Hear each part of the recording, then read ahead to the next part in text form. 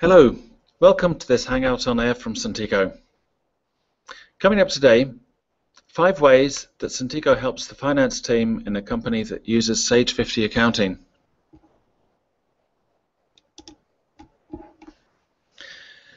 If you're new to this is one in a series of Hangouts on Air that we've been running over the last number of weeks, specifically looking at different ways that Suntico helps companies that use Sage 50 accounting. My name is Hugh Johnson. I'm Senior Vice President of Business Development at Suntico. If you like what you hear on this Hangout on Air, please tell your friends, share it on your social networks, tell your colleagues.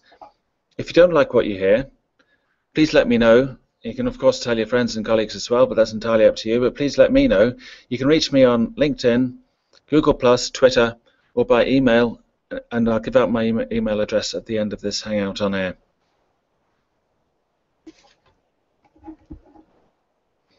On the agenda today, we're talking about how Suntico can help the finance team in a busy company that uses Sage 50 accounting.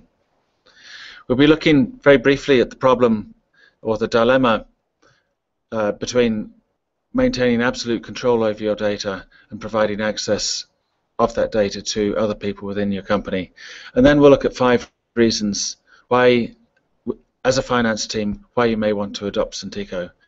Looking at the ability to grant safe access to your Sage 50 data by people outside your finance team, the ability to track tasks relating to your Sage 50 records either within your team or across the company, the ability to provide mobile access to your customer information for your salespeople out on the road to stop them having to call you to check up maybe on the status of an invoice or status of a customer order, the ability to add attachments and other documentation to purchase orders and sales orders. This is something you can't currently do in Sage 50 accounting. And finally, the ability to discuss and approve your Sage 50 transactions across the business.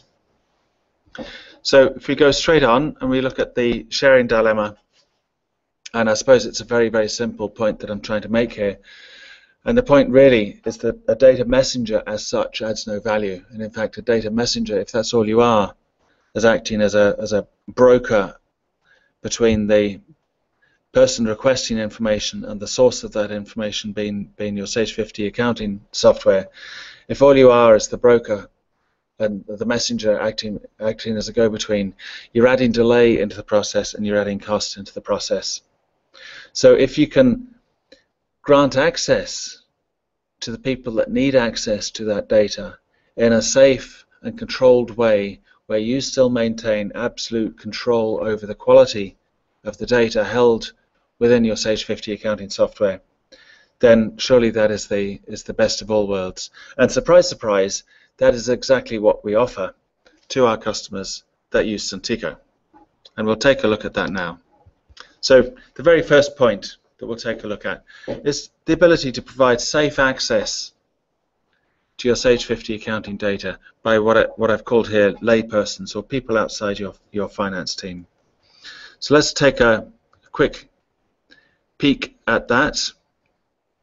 I'll just get through to the right.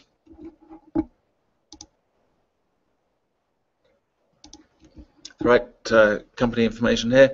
So actually what we have here is we have a web-based application, that is Suntico. It's hosted up in the cloud by Microsoft Azure.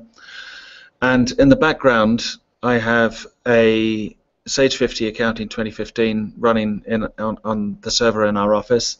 And on that server, I also have a small piece of connector software that is installed and synchronizing the data from my Sage 50 accounting software up into Suntico, where it can then be accessed by people outside the finance department. Now, it's not just providing access to the data. Suntico also does a lot more as well, and it supports collaboration between people, between teams, and so on and so forth. But one of the first things you'll notice as we drill down and we can have a look at the data that we've pulled up from our Sage 50 accounting software. And I think the first thing that you'll notice is that the data is presented in a very, very nice, clean, clear way that is very accessible by people that perhaps are not used to looking at the details of your financial records. So it's a very, very accessible from that point of view, but it's also accessible from the fact that it's web-based, which means that your other users can access this data by any internet-enabled device. So I'll just give you an illustration of the kind of things we're talking about. So we've got a nice, powerful search facility here. I can start just typing in any information, and I can see that I have one purchase invoice, 2 locations, 2 contacts, and a vendor account, all containing this string. If I drill down, say to look at the purchase invoice, here I can see that purchase invoice record containing the string AB, and I can drill down to see the further details of that. And I can see any tasks or events that perhaps relate to this particular purchase invoice. If I go back for a second, I'll just drill down and have a look at a couple of other things, just to give you a flavor of the kind of information we're looking at. So here, if I pull up a list of sales invoices,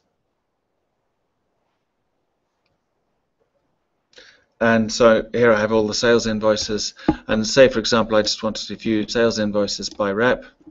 I just drag the sales rep column out there, and so here I've got a list of sales invoices totaling just over $41,000 for the rep branding only, and I have all the other sales rep invoices grouped there. If I wanted to then filter that based on invoice date, I could apply a filter that says, okay, I want to see all sales invoices by rep so far this month. And it's just very, very simple to use, very accessible information for other people across the business. If I wanted to drill down, say for example, and look, if I'd just pick on another example, we'll look at accounts information.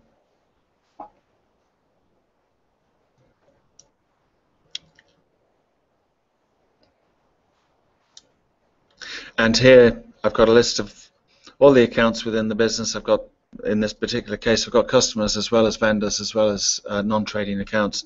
But actually what we see is we've got my bookmarked items. This column on the left-hand side are my personal bookmarks. So these are items that I've bookmarked, and they always appear at the top of the list when I call up a list of accounts. And I can sort these by balance.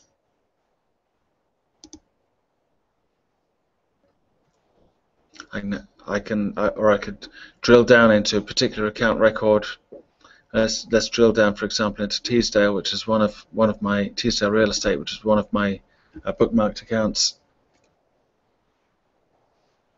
And then within the detail of the Teesdale account record, I can look at the trading history of that account and any current tasks or events that are ongoing. So it's a very, very simple way of providing access, nice, safe access to other people within the business in a very user-friendly way to the Sage 50 data. And that data, how often that data is published up to Suntico is within your control, but typically that would be set between kind of live, which means pretty well as you update Sage, within a couple of minutes that's updated into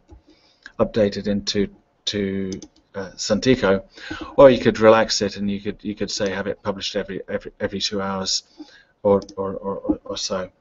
And again, just within the application, as administrator of Suntico, I can maintain tight control as to who has access to Suntico, who has access to the data, and also what they're able to do, what they're able to see within the application. It's very, very simple, very, very straightforward to control.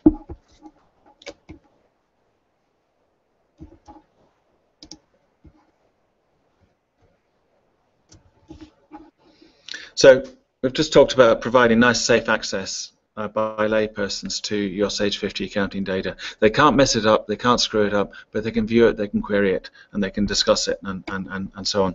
So actually that moves on to the next thing I want to talk about, which is tracking tasks related to your Sage 50 accounting records. And again, this is something that's very difficult to do. within Sage 50, particularly if you want to track tasks across that involve users that don't have direct access to Sage 50. So let's just take a very, very simple example. If we go back to our accounts list and we look at Teesdale Real Estate,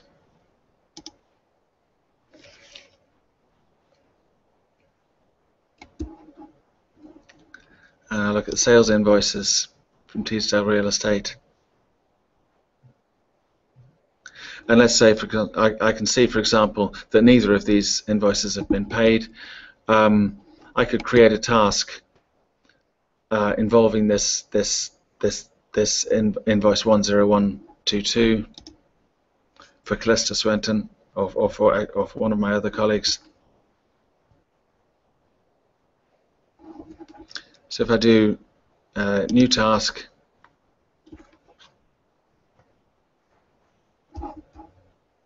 and it's an invoicing task, I can reference in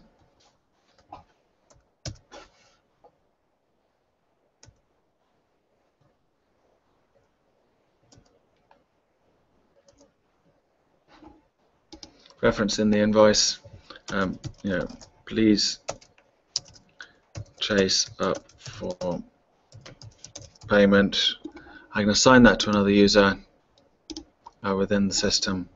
I can set priorities and end dates and make it public or private task and so on, and save that. And that'll send a notification to David Clancy to follow up on this particular invoice for payment, and the two of us can be kept in the loop, and we can maintain a dialogue through the wall of this task as to what's going on.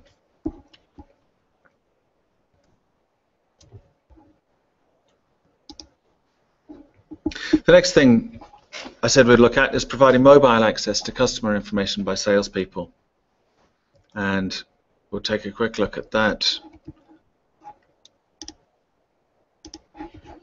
here. And because it's a web-based application, what I've got up on the screen, because it's difficult to show otherwise, I've got an emulator of an iPad, and here you can see we're looking at exactly the same information. What I can do, I can illustrate turning the iPad around, and it just recognizes that and reorganizes the screen accordingly. You can access it through any tablet. It doesn't have to be iPads. It could be Android tablets or any smartphone. The presentation will vary slightly depending on the size of the screen, but it's a very, very nice way to provide direct access to your sales reps in a very quick and easy way, and it stops them having to check up with you in terms of the status of a sales order or whatever. The next thing I want to do is just very quickly look at purchase order or sales order attachments. It might sound quite a subtle thing, but it's something that Sage 50 accounting doesn't support natively. And it can be important because you might want to attach the vendor quote, or you might want to attach alternative vendor quotes with a purchase order, just so you have all this information to hand. So we'll just drill in and we'll pick up an example.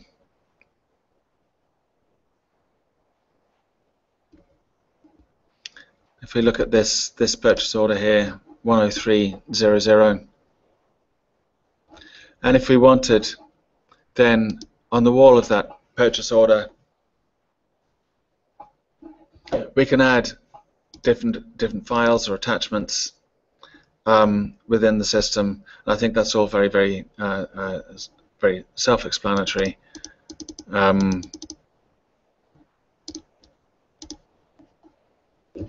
You can add any file or attachment and just post that to the purchase order. This is something that you can't do within Sage 50 accounting, and not only can you have the attachments, then you can also have a complete discussion around that order, and it keeps all that information in one place together.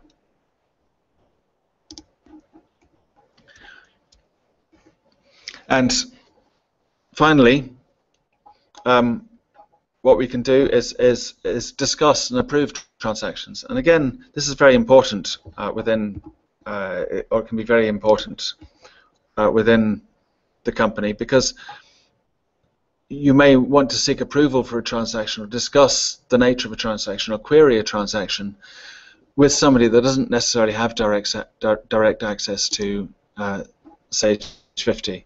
So what I've done is I've got a generic task here, approve for payment, and I can add a reference in for this purchase invoice, AP. I can assign that task to, so that this might be somebody, I might be in the finance department requesting an end user who actually was the originator of this invoice to approve this for payment, as in, have they received the goods or the service, and is it all in order? And it's a very, very simple way of doing it.